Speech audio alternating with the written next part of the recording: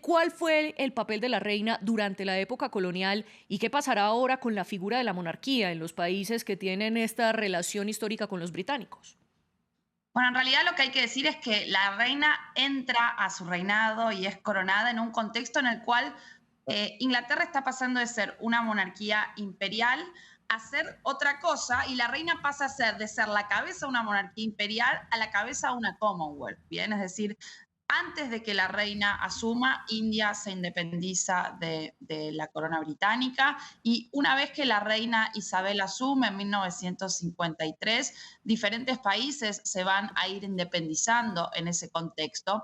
Y en ese sentido la reina logra algo bastante importante, que es refuncionalizar el lugar que tiene la monarquía, es decir, darle un nuevo lugar a esa monarquía. ¿En qué sentido? Bueno, si bien la monarquía inglesa es una monarquía que existe desde hace más de 10 siglos y con toda la teología política que la rodea tiene más de 10 siglos, lo que podríamos decir es que en esos 10 siglos ha ido cambiando la función muchísimo, la función del rey, ¿no? Para no irme tan atrás, uno podría decir, bueno,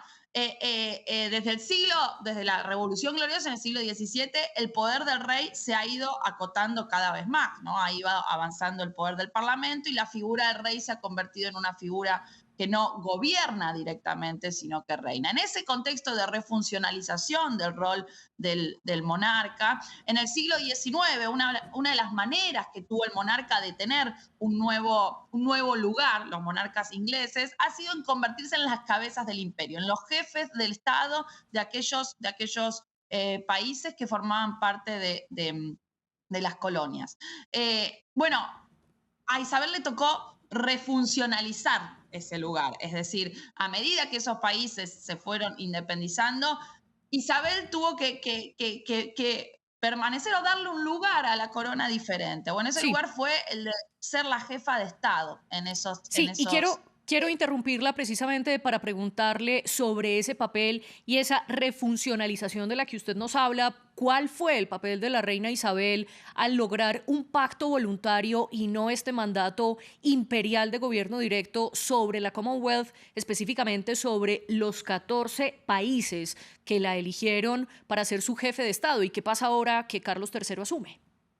Bueno, es un papel simbólico, ¿no? El que tiene el jefe de Estado, no es un papel que sea político, pero es un papel que genera cierta identidad entre esos países, ¿no? Y hay una identificación y eso sí puede ser un tema que hay que ver qué pasa, ¿no? Porque hay una identificación no tanto con la monarquía en sí, sino lo que dicen muchos es que hay una identificación con la figura de la reina, con la persona de la reina, sobre todo después de tantas décadas, ¿no?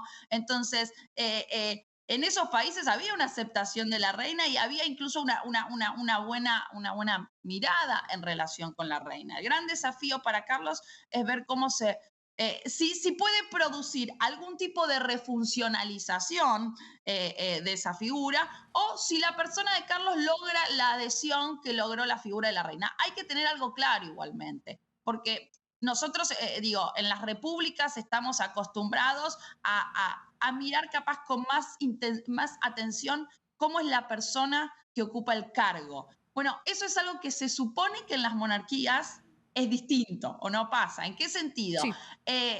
La idea de la monarquía o la teología que está atrás de la monarquía es que el cargo está por encima de la persona. El cargo es algo, la corona, bien, es algo que debería garantizarse o que debería tener continuidad más allá de las personas que ocupen esa corona, que estén debajo de esa corona. Entonces, uno podría ver si Carlos logra la misma adhesión o no, pero desde una perspectiva teórico-política, uno podría decir, bueno, la figura de la corona debería permanecer.